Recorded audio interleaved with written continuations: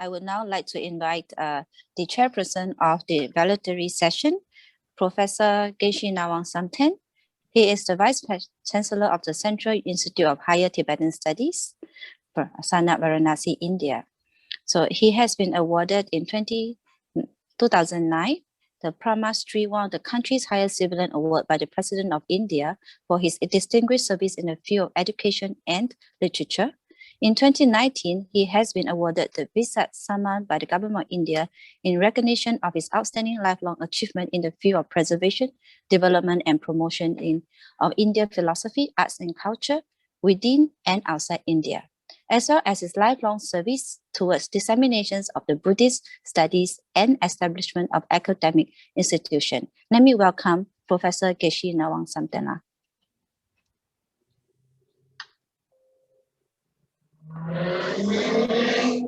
Geshe-la, over to you. Geshe-la, you please unmute your mic. Yeah, now it's fine. Earlier it was okay. Great, thank you very much, Winnie. Now we have the final session, which is the valedictory, and we have gone through these 2 days deliberations on various topics, the meeting of the two traditions of the Buddhism, that is the Pali tradition or the Theravada tradition, or the Mahayana or the Sanskrit tradition. So here it pops up, you know. So we have been listening and watching and observing the presentations, which have been wonderful. It clearly shows that the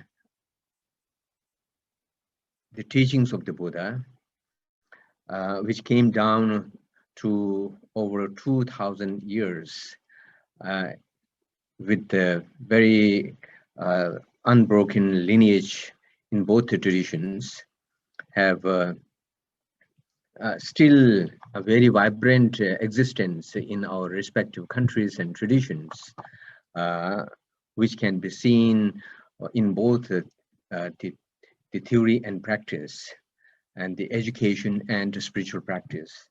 So, which I think is a really wonderful thing to see, and it's such a Buddhist gatherings have not been. This is not the first time. Of course, we did have and do have such kind of gatherings and conference and meetings on regular basis, and meeting with the Theravada tradition, Mahayana tradition, and things like that at professorial level, at the intellectual level, at the spiritual level, and at the religious level, at the different levels. So we have been observing that Shakyamuni Buddha, you know, if we look into the contents of the Buddha's teachings, then he actually explored the world, and particularly he explored the world of mind, and then brought up the science of mind with such a great details and and great account of mind. So the teaching he gave on Trishiksha, or the Tisikas, which are known as the Tripitaka or Tipitaka, these 3 trainings are the means and the ways, applying the mental systems that he has explored, and means and ways to come out of suffering. So in the 3 shikshas, if we see the 3 trainings in a more general way, it is very, in one way we can see it as very much in a secular manner. For Shila, training, one has to lead a ethical life. And then, of course, in a monastic life, we have a much more, a tougher and more a complex kind of, the rules pertaining to the bhikshunis and the bhikshus and shramanirs, and then of course for the lay person also we have the upasika and upasaks and upasikas. So if we, unless we lead us ethical life, there is no way that one can develop mental peace and one can develop concentration. There's no way that one can develop such a, mental concentration or mental kind of capabilities. Uh, so therefore, on the basis of the Shila, then one can do mind trainings, one can develop concentrations and many other kind of mental qualities like Satipatthana and Samad, Shamatha, and many other kind of mental trainings. And these the mindful trainings, these are based on the Shila. It prepares our mind for the meditation and for the understanding of the pragya, which actually is the understanding of the reality, and reality in at many levels. And then we can also see that realities of the even for at the mundane level, we need to have a certain amount of wisdom, and then we need to have the wisdom, uh, wisdom of understanding the impermanence, wisdom of understanding the selflessness, and wisdom of understanding pratitha samutpada. These are extremely important, because just with the mindfulness and satipatthana and shamatha, our afflictions, the mental afflictions, and the defilements, they cannot be uprooted, because we have a perception. Generally common people have a perception which is very much opposite to the reality. So in order to understand the reality, we need to see the reality of the phenomena, internal phenomena and external phenomena, the impermanence of a phenomena and the selflessness of phenomena and interdependent nature of phenomena. Once we understand that at a deeper level, higher level, then really we can get rid of those, based on this practice, we can get rid of the afflictions and defilements. So these are very pertinent. It should not be confined to the monastic kind of practice, but it is in fact very important for our lay people and for general public to understand that the understanding of reality is key to reduction of our mental afflictions, supported by shamatha and concentrative mental capability. So therefore, the three trainings are kind of devices that the Buddha has devised in order to come, get rid of suffering. So therefore, we have, I won't go into details, but in the past, from almost from all the Asian countries, people came and they embraced Buddhism. And now in the post-modernistic kind of era, even in the Western countries, there are so many people who embrace Buddhism in the general public, and intellectuals and even scientists are exploring, and they are attracted to the systems of the wisdom and the detailed account of mind and emotions provided in the Buddhist account of mind. And they have been doing research, and as a result of these researches, many groundbreaking findings have been able to be surfaced, and which is benefiting a lot. And these are being brought in the education system, and that will certainly make a significant change in the world. So therefore, I think particularly, of course, the monastics are doing their practice and at a daily level, but the lay people who are joining at the global level this time must, when we go out of this conference, we must have something to take with us. the three shikshas or the three trainings are something that everyone should be doing. The rituals and circumambulations and prostrations are also practices, part of practices, but they are the peripheral part of the practice. The actual thing is to bring transformation within ourselves. Therefore, for example, the taking refuge in triple gem, Tri Sharanagamana itself is should be started with the transformation. Just the prostration and recitation of the Sharangamana is not sufficient. That won't bring that level of transformation within ourselves. We have to be mentally transformed and bring changes within ourselves, and that by that we can bring changes in perspective, and then only we can start a real kind of the practice. So since yesterday morning, the conference was inaugurated by His Holiness the Dalai Lama, and also with the opening notes made by eminent the venerables from different countries and both traditions. And then many of the eminent scholars and venerables have been speaking.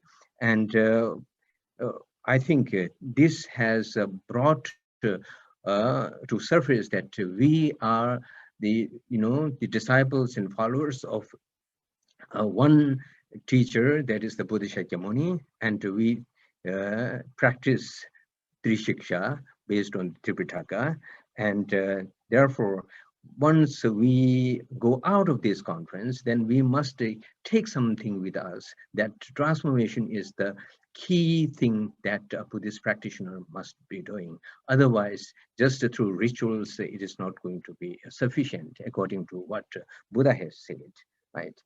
So I really appreciate the organizing committee, the organizers, for bringing people from the speakers from 14 countries, and managing to translate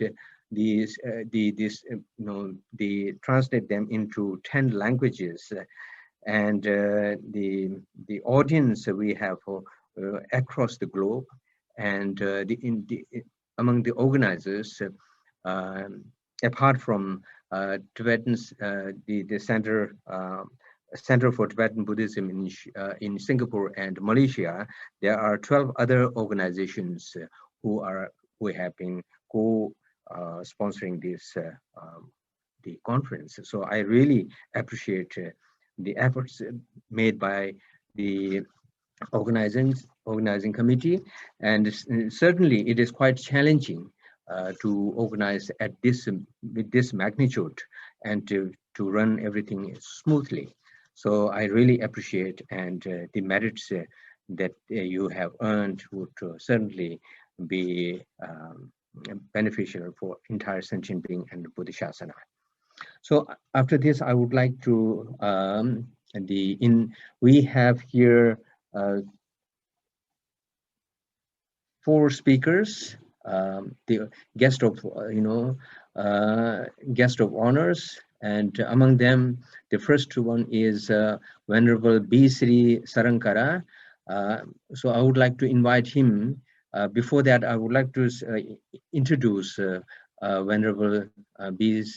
Sri Saranakara, who was born in 1953, and in the year 1965, he became novice Buddhist monk under the mentorship of Venerable Suman Jyoti Mahathera, and he obtained a diploma in Buddhist philosophy from Vidyodaya Buddhist Institute in Sri Lanka. Over the past 30 decades, he has been working energetically to fulfill the spiritual and religious needs of the Buddhists throughout Sri Lanka. He started the free clinic, free tuition classes, and the Metta home for homeless elderly through Sri Jayanti Welfare Organization, which is an organization he formed in 1991. He later initiated Mahakaruna Buddhist Society in 2001. Venerable has also been instrumental in establishing many other Buddhist societies in Malaysia and overseas. He is also spiritual advisor to many Buddhist societies throughout Malaysia and Sri Lanka.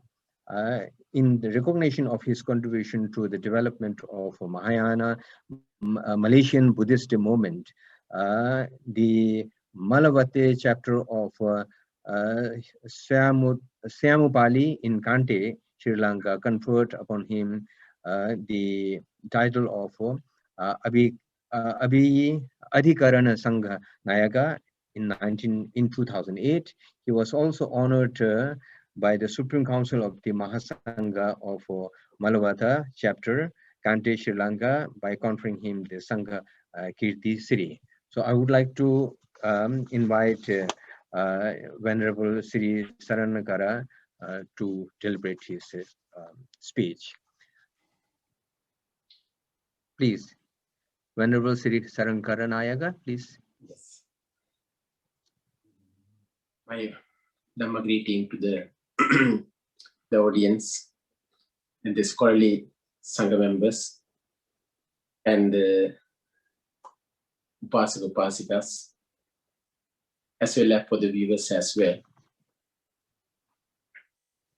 In fact, it's an honor to participate. The Imam, very highly scholarly, intellectual speakers, be able to get the chance to listen from the yesterday until today about the Trisika or Tripitaka, if you not me, Pali tradition and the Sanskrit tradition. My personal belief, each and every tradition, Pali tradition as well as for the Sanskrit tradition, when I listen to carefully each and every speakers, a lot of similarity is there. Not only that, I very impressed the Mahayana monk as well as for the Tibetan monks. They call Pali verses. They go deeper understanding this Pali tradition as well as for the Sanskrit tradition. The same thing, the Theravada monks and the nuns as well. In the Mahayana monks and nuns, they're able to contribute. It's a very important point, this particular conference which is participating. Not a similar explanation given by the Mahayana tradition monks and the Tibetan tradition monks. From there, if you see it, they're very rich, the language, Pali and Sanskrit. We can see each and every tradition, their own, the beauty very clearly. I heard someone mention, is it required, is it necessary, the language, knowledge to understand each tradition? My personal belief, being young novice monk on the training center, we learn Sanskrit, we learn Pali. Of course, when many years out of touch, even though still we able to admire the beauty, each and every language, how rich their literature, how rich is a poem, as well as the literature in their own tradition. They're so philosophical, so deeper meaning, each and every tradition, they're able to contribute towards mankind. The language knowledge, why so important?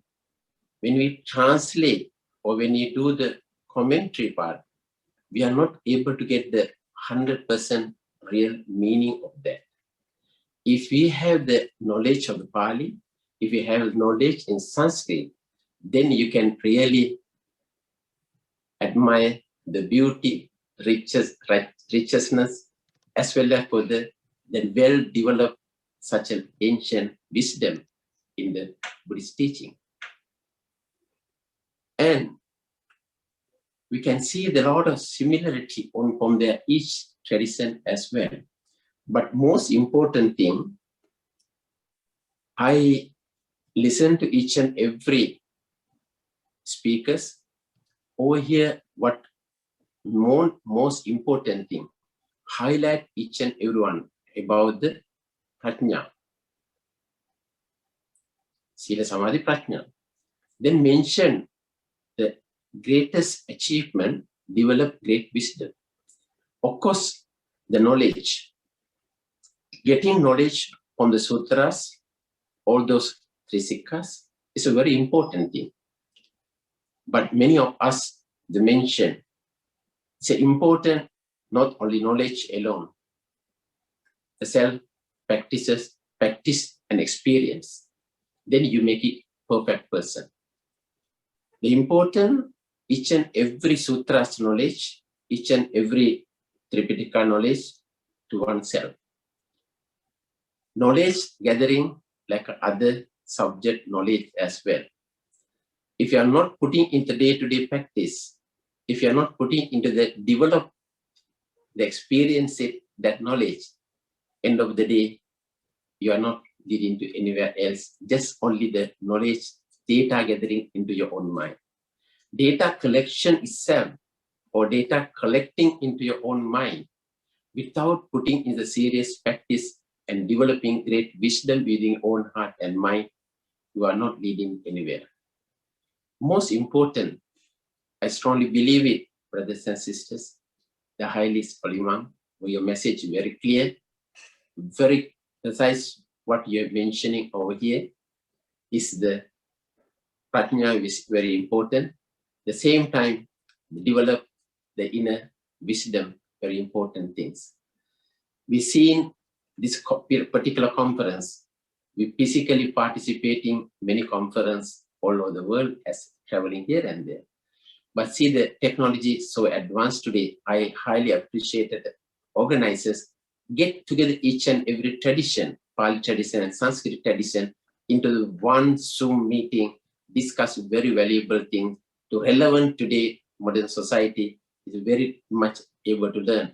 You may be very highly knowledgeable, very highly doctrine, very highly technical words, maybe each and every speakers are using, but maybe majority not able to get certain things, but there's a lot of benefit for those who are serious practitioners, a serious knowledge checking, they're able to get the clear message. With that few words, among all the scholarly monk, my knowledge is very limited, but I'll get a lot of benefit as well, participating and listening to this particular conference.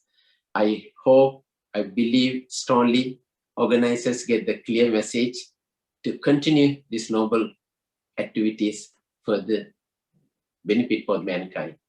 My greeting, my appreciation for all of the learned, scholarly Sangha members, as well as for the other speakers, what you wonderful presentation, each and every one of you mentioning, and also the continue to your wonderful services towards mankind. May the Buddha, may the Dhamma, and may the Sangha shower upon, bless upon each and every one for happiness. Thank you.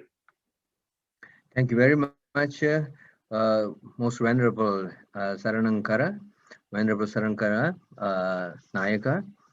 And after this, I would like to invite Her Eminence Mentoling Chizun Khandru Rinpoche. Before passing on the floor to you, I would like to introduce her briefly.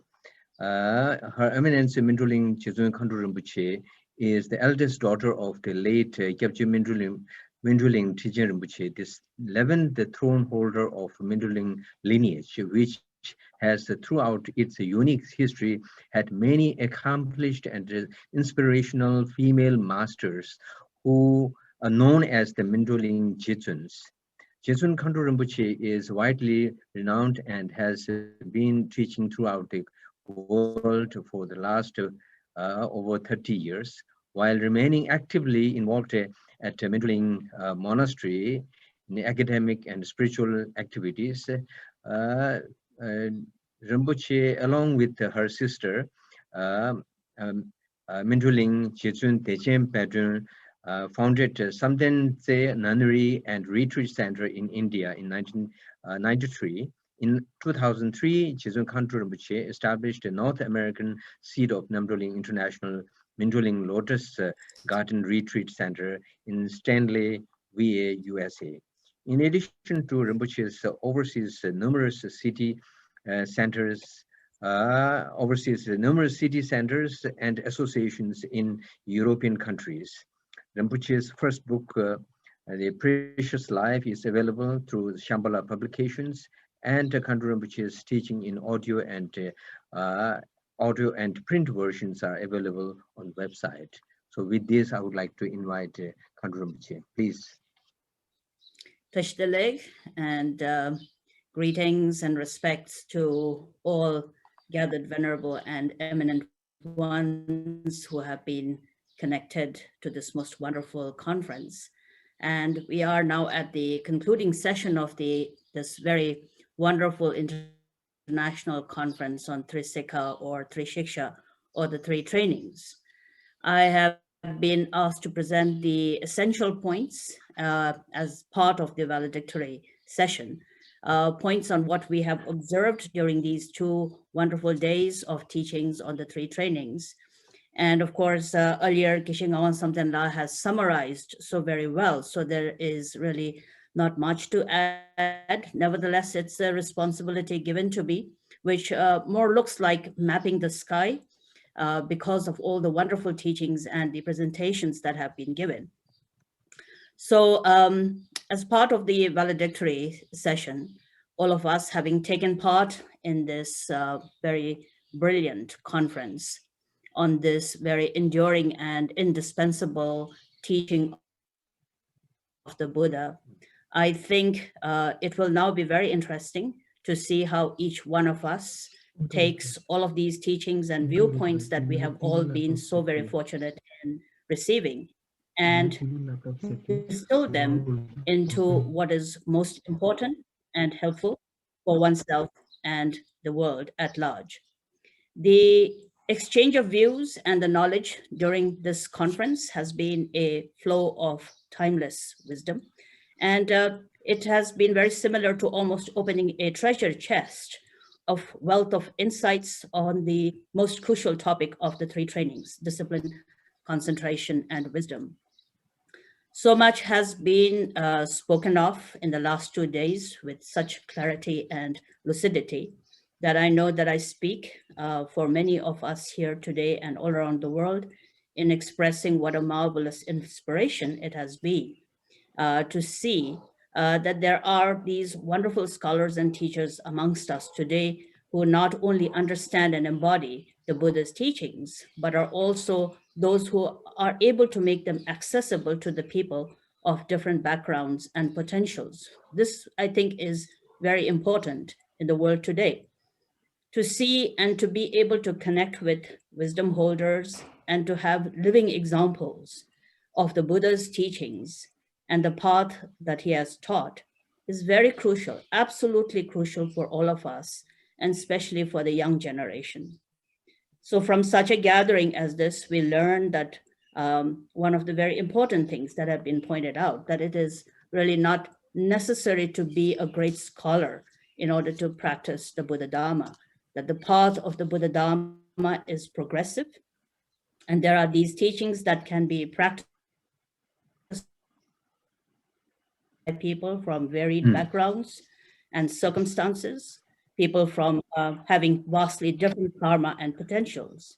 And we have heard the learned ones present and expound on the myriad topics of the three trainings, and very clearly presented these crucial topics that are the quintessence of the Buddha Dharma as practical applications which embody open-heartedness, compassionate connection, keen awareness, calm insight.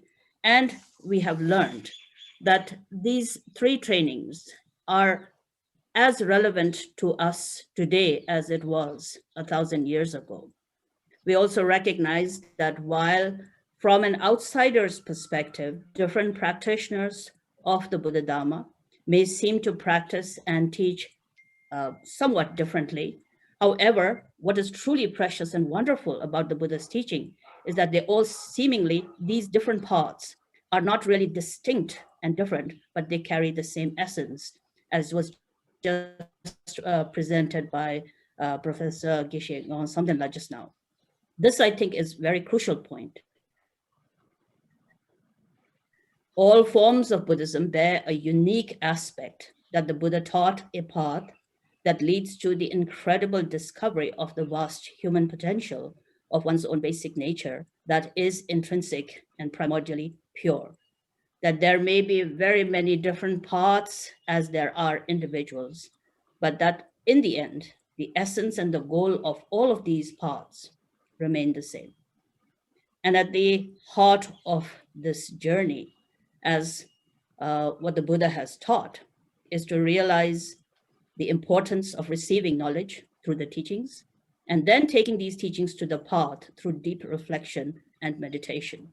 It was wonderful to hear the great learned ones, especially this morning in the context of samadhi, to really be able to present the absolute crucial point of joining theory and practice together. That just theory alone doesn't work, just practice doesn't work. It has to be united, this unification, how important it is. And so when we learn all of this and when we hear all of this, from this then dawns a wisdom of clear seeing that enables each of the individuals to awaken to the fundamental nature that which is intrinsic to each individual sentient being. And as such, for all of us who seek relief and ultimately freedom from the sufferings of samsara, the three trainings, Lapasum as we Tibetans refer to it, are the greatest support for this journey. And so many speakers have, through these last 2 days, very eloquently pointed out the three trainings and clearly stated that these are lifetime trainings for all the Buddhists, and that they are the core of our Buddhism. The three trainings providing a clear and relatable path to cessation of suffering and its causes that is available to beings of all different capacities, backgrounds, and circumstances. Most importantly, through training in the three trainings, one finds the basis upon which profound Buddhist philosophy blossoms, and I believe it becomes the beacon of sanity and light and compassion in the world today. The three trainings make Buddhism much more than just a philosophy or a religion. The three trainings are what makes Buddhism into a path of transformation and discovery, ultimately leading to the unlocking of the incredible inherent potential that each individual human being is endowed with. And so therefore, to quote Arya Nagarjuna, who says, superior discipline, Shila, concentration, Samadhi, and wisdom, Prajna, these three trainings are worthy of constant cultivation, that more than 150 precepts are all gathered within these three. Specifically, the training of the ethics or discipline that contain the path of right speech, right action, and right livelihood. In the right meditation, in the training of meditation, containing the right effort and the right mindfulness, right concentration. And in the training of wisdom, containing right view and right intention, we clearly see the coming together of all of the marvelous teachings of the Buddha, thus bringing actualization of the profound view of the Buddha's turnings of the wheel of Dharma. In this way, we also see that the three trainings contain the Four Noble Truths, the Noble Eightfold Path, the 6 Paramitas from the Mahayana school, and from the Vajrayanas approach, view, meditation, and action. Particularly in today's world, one finds today many different ideologies and approaches to how virtue can be cultivated, how goodness and compassion should be practiced. But we do find that many of these somewhat remain a conceptual approach. I believe that what the 3 trainings really brings about is that it really sets the Dharma, the Buddha Dharma, apart. The 3 trainings bring about the accessibility of the teachings to common people. It endows us with this wonderful method that is able to cut through all the kleshas and the concepts that we are so caught up in. And therefore, it allows us to directly challenge and uproot ignorance, that which is, as Buddhists we all know, the very basis of suffering of all sentient beings. In the most succinct and clear ways, we have all been very fortunate, once again, in understanding that the teachings of the Buddha provide a unique wisdom that courageously recognizes the inherent vast potential of all human beings, that this potential can be realized by progressively training and purifying one's ignorant conceptual mind. In particular, through the path of the training of the Tri Shiksha, where each training reinforces and refines the others, it allows all of us, monastics and lay, all human beings, to progress on the path progressively and authentically. As the learned ones here during these last 2 days of the conference have pointed out, outwardly the trainings may be different based upon particular traditions and methods and practices, but it is a cause of great rejoicement to know that the core remains the same. So it is, whether one is a monastic, whether one is a lay practitioner, whether one is living in a cave or a mountaintop or in a busy city, what we all find and what we have all learned is that we could all be practicing the 3 trainings with equal fruition.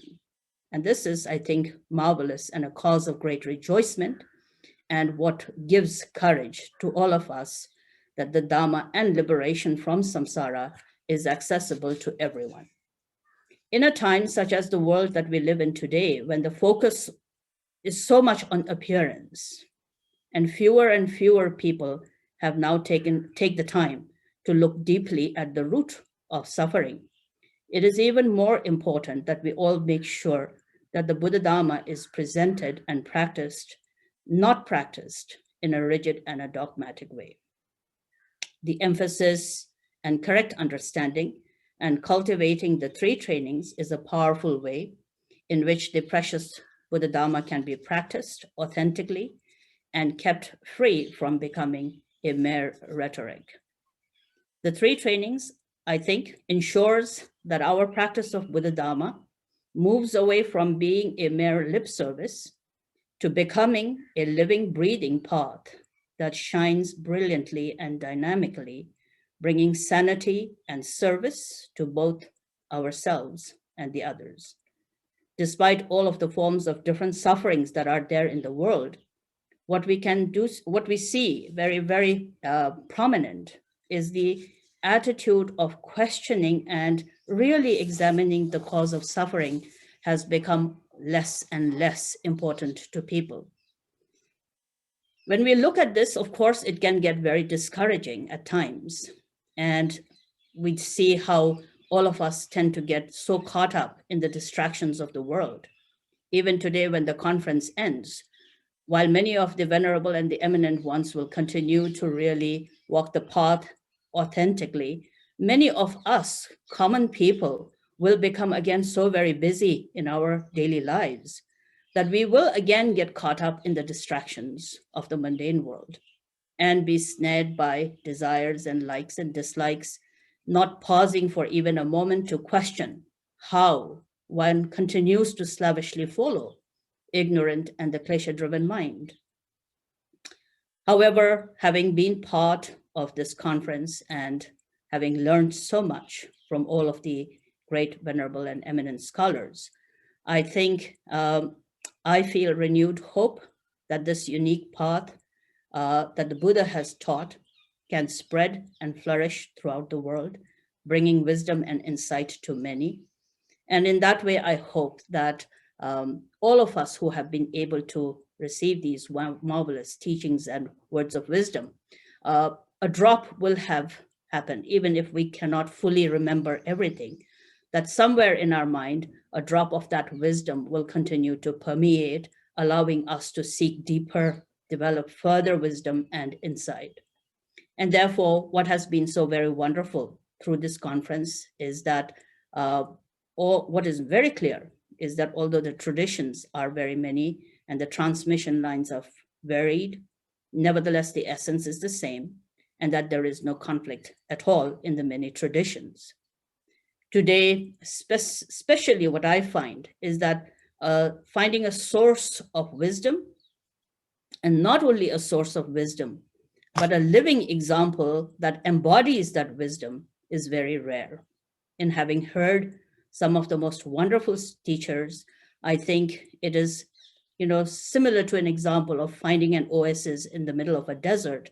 For many of us to have the opportunity to be in the presence of such eminent scholars has been like finding a cool oasis in the middle of a desert.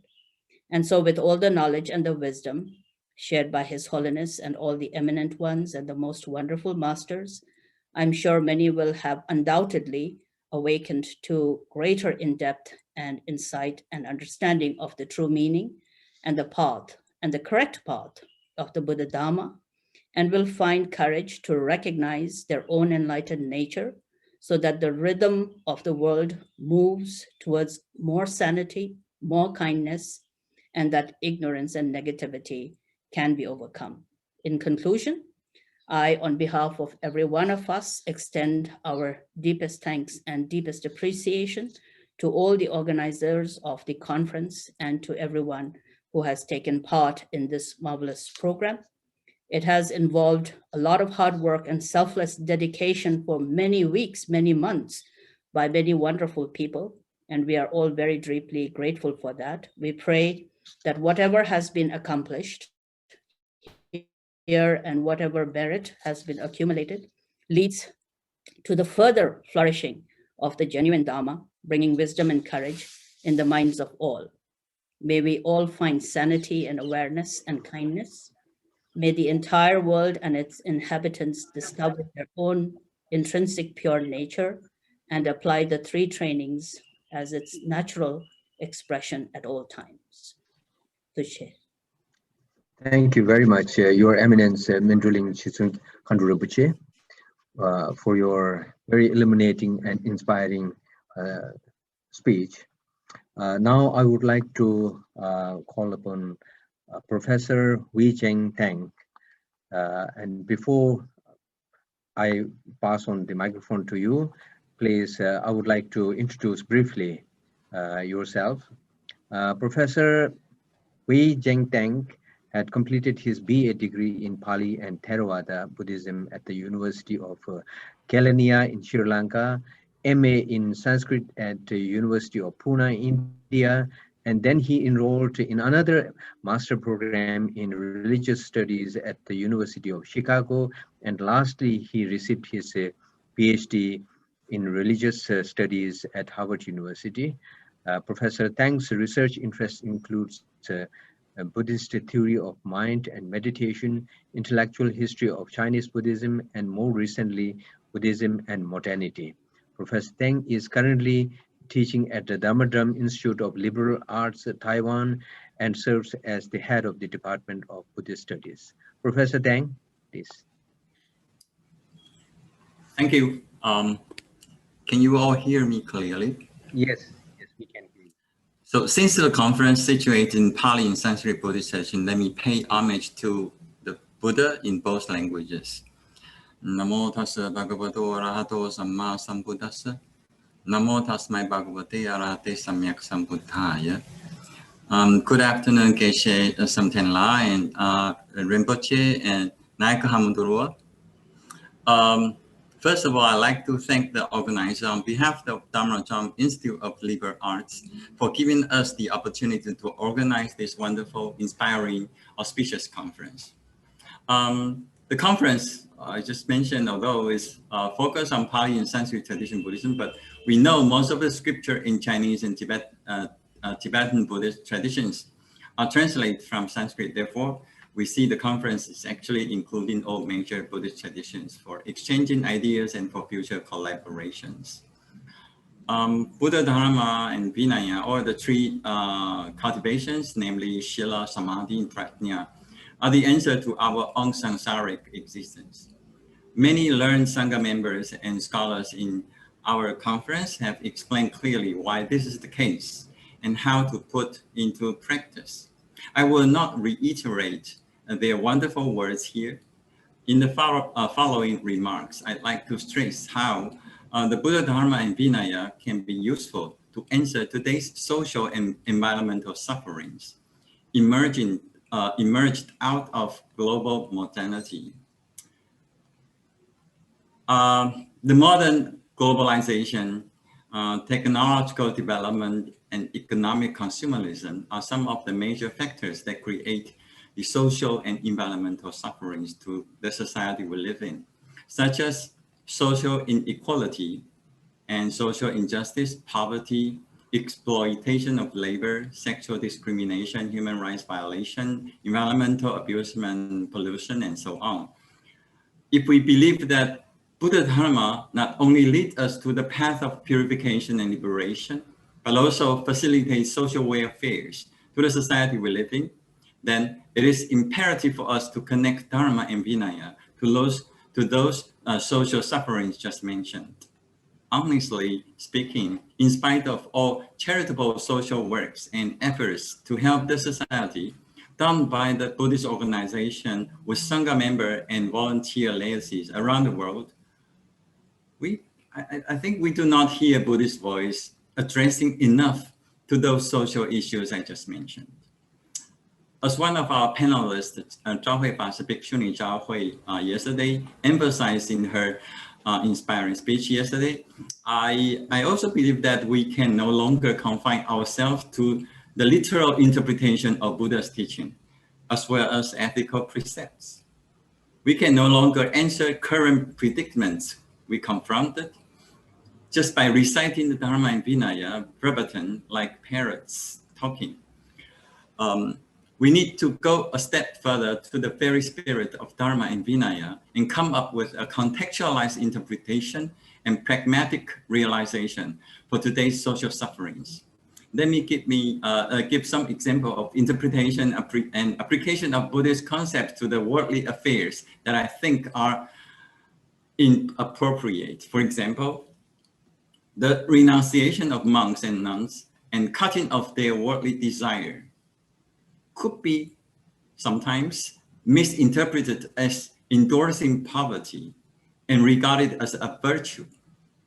In other case, the concept of karma, that is one's own life fortune, is a result of one's own deeds in the past life, could be misused to blame the poor and the deprived, who are in fact the victims of social inequality. In this case of poverty, karma teaching may not be effective to help the poor. Here, I'd like to draw our attention to one important Buddhist scripture that takes the problem of poverty seriously, and in my view, is one of the effective, inspiring teachings of the Buddha appropriate to our modern society, social context. The text I want to mention is Chakravarti Sihanala Sutta, the discourse on alliance roles of will turning monarch, in Chinese, 转轮圣王修行经. I'm sure that the audience are familiar with this discourse found in Digha Nikaya. The discourse tells us how wrong policies and wrong solutions to the problem of poverty eventually give rise to all kinds of crimes, such as killing, lying, sexual misconduct, quarreling, and so on. And eventually the text says, and within them, the 10 courses of moral conduct will completely disappear, and 10 courses of evil will prevail exceedingly. For those a 10-year lifespan, there will be no word of moral. I think there are several implications in this scripture that we can learn. about Buddhist perspective on poverty. First, unlike some of the views that explain the poverty is caused by one's own past karma or one's lacking of physical or intellectual abilities, or caused by undeveloped backward technology. This scripture shows that poverty is caused by careless policy making of the ruler or the government. Poverty is a social problem to be answered by political leaders and by the society as a whole. Secondly, the poor, the needed, are the victims of wrong policy or ill treatment from those who have the power and who are supposed to look after them. Poverty is not to be regarded as personal or social punishment the poor deserved. Lastly, poverty is a serious social problem. Without proper answer, it eventually causes the destruction of human civilization, even the balance of the natural environment in which we live. With this remark, I like to take the opportunity to share some of the ideas and works that Master Sheng Yen, the founder of Dharma Drum Mountain, promoted for the betterment of the society. Like many Buddhist organizations around the world, Dharma Drum Mountain too is committed to social care and relief efforts, rendering peace of mind through spiritual education, providing social emergency aid, charitable assistance, and disaster relief, and so on. Though each charitable task is carried out with a specific focus, all areas of Dharma Drum Mountain's services reflect the core idea of protecting the spiritual environment. In Chinese, we call 心灵环保, which was officially introduced by Master Sheng Yen in his keynote speech at the Millennium World Peace Summit of Religious and Spiritual Leaders held at the UN headquarters in New York 2000. The concept of spiritual environmentalism is, in my view, actually constituted by the theme of the conference, namely ethics, meditation, and wisdom. Spiritual poverty is regarded by Master Sheng Yen as a spiritual environmental destruction, which, like material poverty, and perhaps even more, requires our attention and responses. If there is an alternative models of poverty alleviation at all that Dharma Mountain can propose, it is call for spiritual environmentalism I just mentioned, which offers ethical guidance in our workplace and for developing ethical lifestyle that would alleviate the problem of poverty from a deeper level of our mind and heart. For example, or especially the ethics of needs, in Chinese we call 四要在心无事里面 explain the spiritual environmentalism, remind us that while we really need is not that much, what we desire are too much. So we should cultivate the ethics of earning things only we really need and in a proper way. This guidance, as one of the examples, is important for us to cultivate an ethical lifestyle that resists the consumerism I just mentioned, which today is one of the fundamental causes of poverty. To conclude my talk, many religious organizations, including Dharma Drum Mountain, have devoted themselves to help the suffered, the needed, the poor, in doing charitable work. Dharma Drum Mountain also emphasizes education that teach people to enrich their spiritual life, cultivate ethical way of life, and by changing our economic behavior and our value belief, we can help with the problem of poverty in our day-to-day life and in a more underground way. Last words, I'd like to emphasize that the threefold education, the 三大教育, the extensive academic education, 大学院教育, extensive public Buddhist education, 大普化教育, and extensive social care education, 大关怀教育, are regarded by Master Sheng Yen as the most effective method in building a better world. Thus, Dharma Drum Mountain has commissioned to establish a university called Dharma Drum Institute of Liberal Arts, where I teach. In this university, not only Buddhism is taught, in addition to the Department of Buddhist Studies, 4 MA programs, life education, social enterprise and innovation, community empowerment, and environment and development are established precisely to make use of Buddha Dharma in the areas that concern not only our individual well-being, but also social welfare. With these remarks, I'd like to thank you all for listening and look forward to collaborate with you to build a better world. Thank you very much, Professor Wei Cheng Tang. You have addressed many of the social issues that are currently very much prominent in our society.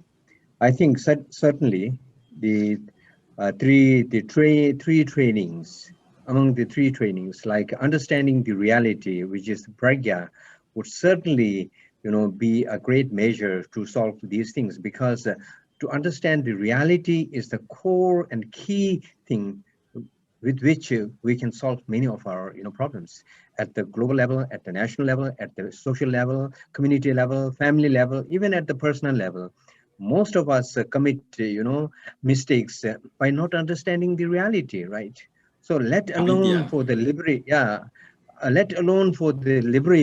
but to solve the problems of day-to-day life, we need to have wisdom to understand the reality, right? Reality of the objective, objectivity, and reality of the subjectivity, and the relation between these. And then through the understanding of the reality, then we can, with the skillful means of, certainly give a way to pave the way to solve many of these problems. So certainly, I am grateful to you for addressing these issues, which are currently very, significant in our society at the global level. So I thank you very much, Professor Tang. After this, I would like to invite Telo Tulku Rinpoche. And before that, I would like to introduce him briefly. Telo Tulku Rinpoche was born on October 27, 1972, to a Kalmyk family in the United States. As a 4-year boy, he expressed his wish to be a Buddhist monk. At the age of 6 in 1979, he got a chance to meet with His Holiness the Dalai Lama, 14th Dalai Lama in New York, who recommended sending him to Drepung Gomang Monastery in India to get proper training as a Buddhist monk. He spent 13 years in Drepung Gomang studying Buddhist philosophy under guidance of illustrious Tibetan masters. In the late 1980s, while studying in the monastery, he was recognized as the reincarnation of Telupa, the great Indian saint. In 1991, the young monk came to his ancestral motherland, Kalmykia. In 1992, Telo Rinpoche was elected as the Sajin Lama, the head Lama of Kalmykia province by the Kalmyki people, and was entrusted to lead the process of spiritual restoration of one of the 3 Buddhist regions in Russia. Being the president of the Buddhist Union of Kalmykia, he has supervised and helped to rebuild and construct over 37 Buddhist temples and 120 stupas, including main temple, the large temple in the capital city. And Telo Rinpoche's activities are directed towards the revival of Buddhism. Rinpoche regularly gives teachings and talks for general public and young people in Kalmykia, Moscow, Mongolia, India, USA, and other countries.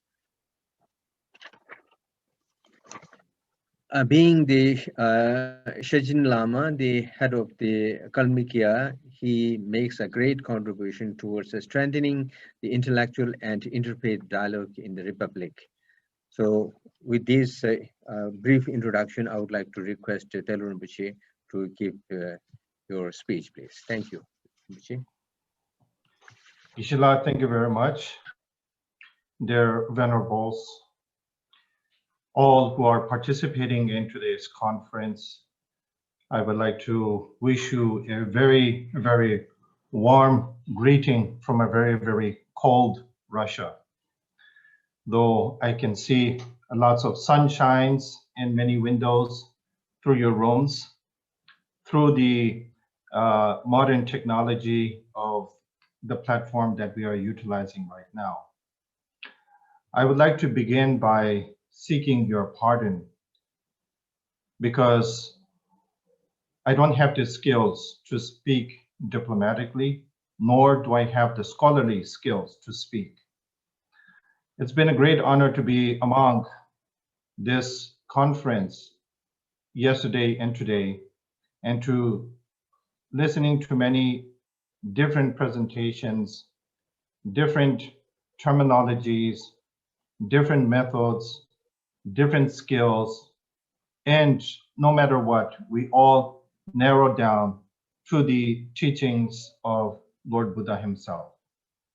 I'm a great admirer of His Holiness the 14th Dalai Lama and the four principles that he commits to, which is the promotion of human values, which is not based on Buddhism itself, but it is based on human approach.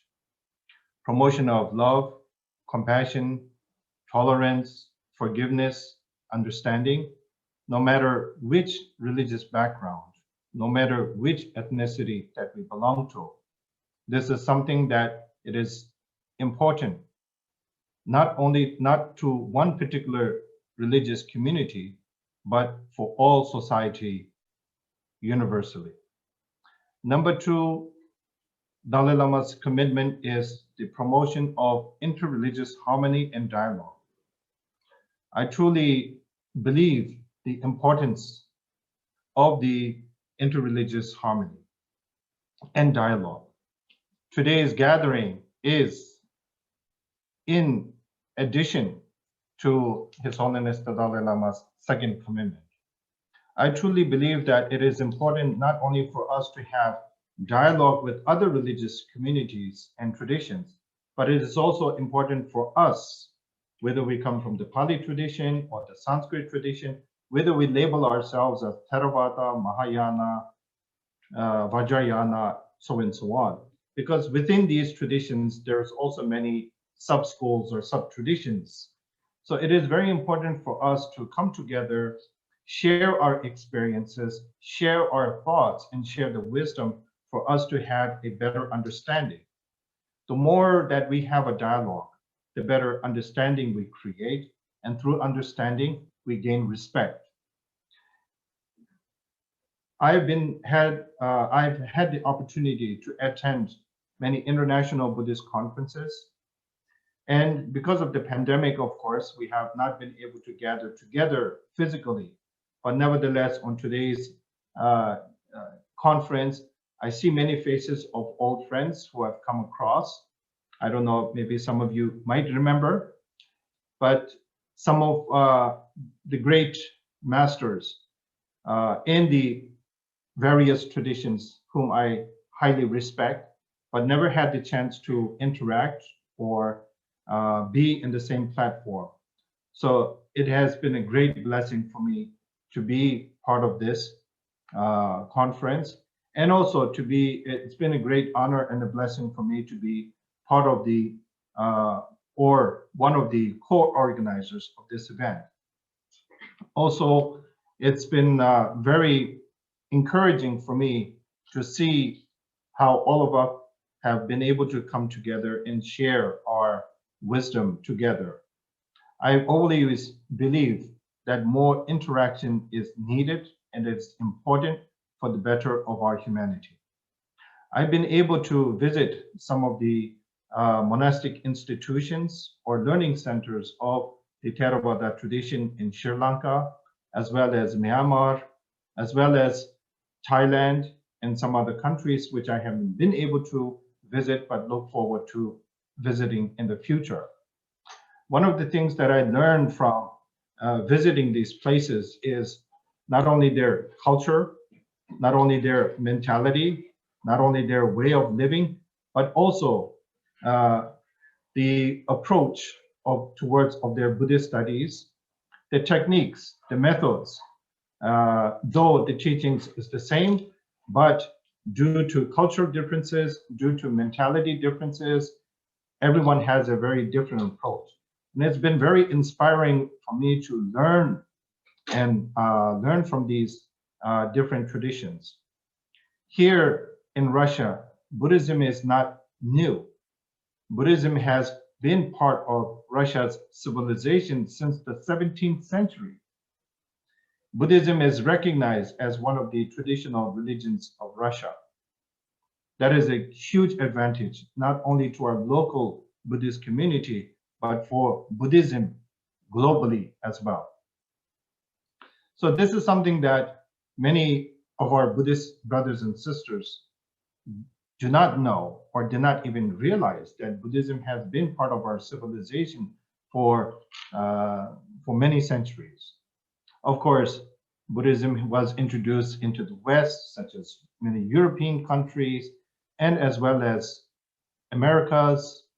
But nevertheless, Buddhism only reached Europe and the Western civilization a little bit more than a century ago.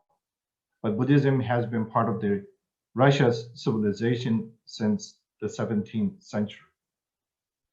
Nevertheless, I don't have anything fancy to present to all of you, but as a co-organizer, I know all my other colleagues don't have opportunity to wish their greetings or thanks to all of you. But as one of the co-organizers, I would like, on behalf of all of them, I would like to congratulate all of you. And also, we want to thank the organizer, the moderators, and all the individuals who have given their presentation. One of the advantages of being the last speaker is that I usually don't like to prepare speeches or presentations in advance, because you never know when your time slot is going to be. And there's a highly chance that the issues that you want to speak about will probably be spoken by someone else before me. And in this case, it is true. Many of the terms, many of the points that I wanted to mention, all of you have already spoken. I have nothing to add other than to say thank you very much from the very bottom of my heart. And on behalf of my co-organizers, I want to thank you all for this wonderful event. I truly hope and believe that this is not the last interaction, but I encourage all of you to organize using such platforms to communicate, to create friendship, to create connections, and networking is always important in today's time. So without further delay, I would like to thank all of you for being present. And I want to thank all of you for your prayers, for your blessings, and for most of all, for your wisdom. Thank you very much. Thank you very much, Delro Rinpoche, for your inspiring speech.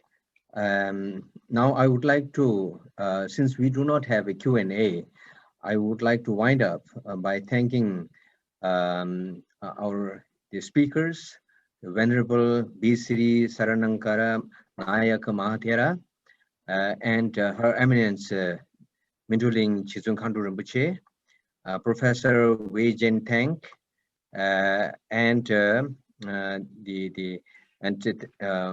at the last Telo Tuku Rinpoche, and the translators who have been translating into so many other languages, as well as the audience across the globe who have been participating in the two-day conference. I would like to thank all of you, and also especially would like to thank on behalf of the participants and speakers, would like to thank the organizers who have worked tirelessly for months together to make this happen. So now I would like to pass on the microphone to the president of Center for Tibetan Buddhism Singapore, Ms. Winnie. Please, Winnie. Thank you, Geshe-la. Once again, Yeah. thank you, Professor Geshe Nawang Samtenla, for the for chairing this session of the valedictory session and the great speeches from all the guests. It's our honor to have you all today. Thank you once again. So this 2 days, it is an innovative digital platform never done before for the practitioner for the different traditions across the globe to reaffirm the complementary understanding and the practice of the essence of the Dharma. So it has been an enriching 2-day hearing from His Holiness the Dalai Lama, our most respectable, distinguished opening and closing remark guest speakers, technical chairperson, the most learned and esteemed Buddhist teachers, scholars, leaders from 14 countries from the Pali and Sanskrit tradition. On the topic, Tritisha Trishika, the three training on the content of Tipitaka, Tripitaka. We are immensely grateful and thankful to all of you for taking your precious time to be part of this conference. There's still a lot to discuss. We hope we'll continue to have the opportunity and the right condition to invite learned Buddhist teachers, scholars, leaders from across the globe from the Pali and Sanskrit tradition together for future dialogues and exchange of this nature, either virtually or physically when the pandemic situation is stabilized. Our most heartfelt appreciation and immense gratitude to the following individuals, teams, and organizations without which this online conference cannot be actualized. Our conference advisor, Mr. Tempa Chirin, Directors of India and East Asia Office of His Holiness the Dalai Lama, Professor Geshe Nawang Samten, Vice Chancellor of the Central Institute of Higher Tibetan Studies, Sanat, Varanasi, India. Geshe Dode Damduk, Tibetan House, Cultural Centers of His Holiness Center, Delhi, India. Mr. Jimpa Peri Jimpa Gyatso, His Holiness Dalai Lama Southeast Asia Coordinator. All the 12 co-organizers of this conference and the working organizing committee members. The AV teams of His Holiness the Dalai Lama Office, especially to Don Elsenbert. Don, are you there? We would like to really thank you very much for being a great support on our Facebook streaming and also to our translation. And also to all the official translator from Office of His Holiness the Dalai Lama, thank you for helping us in this event. And we have invited other conference translators for this event. Thank you to the following: Geshe Rusen from Taiwan, Venerable Dongdak, Venerable Notrik Dak from Vietnam, Geshe Namka and Park Yongbin from Korea, Mr. Sharat Wong from Malaysia, Mr. Bensengel and Wu Yangan from Mongolia, Ms. Natasha Julie and their team from Russia, Mr. Eddie Ramawijaya Putra from Indonesia, Venerable Kotita and Ms. Panchami and Mr. Priyankara from Sri Lanka, and Mr. Tenzin Chapala from India, His Holiness Office, and last but not least, our Venerable Mahayano and his team. And of course, all our volunteers behind the scene, especially Brother Peck and his team from Malaysia, who has been a great publicity, do the great on the publicity and all the events. And our Vice President of Tibetan Buddhist Center, Mr. Wayne Payne and his team for working very hard to ensure the technical supports and all the coordinations are done well. Thank you very much.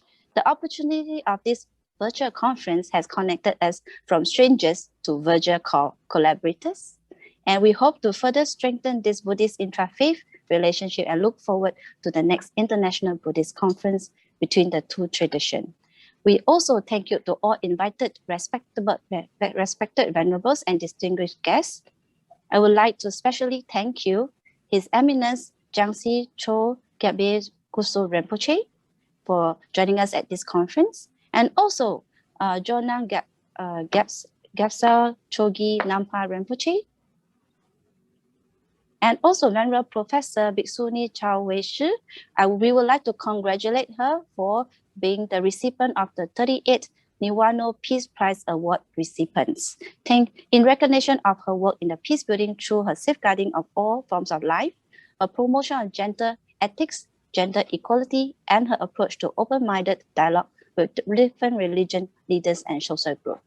Last but not least, our center resident teacher, Geshe Yong Ten, who has been tirelessly behind the scene helping us and guiding us. And of course, to all our registered audience for your participants and support over these 2 days. Thank you for your patience. We wish you a great weekend ahead. Thank you very much. And with this, I'll wrap up the entire conference. Thank you. Thank you, Tucheche. 谢谢 Thank you. 谢谢 Thank 法 you 师 very 们，谢谢大家。Thank you, Rinpoche. Thank you to our guests. Thank you. Wishing all a great weekend again. Thank you.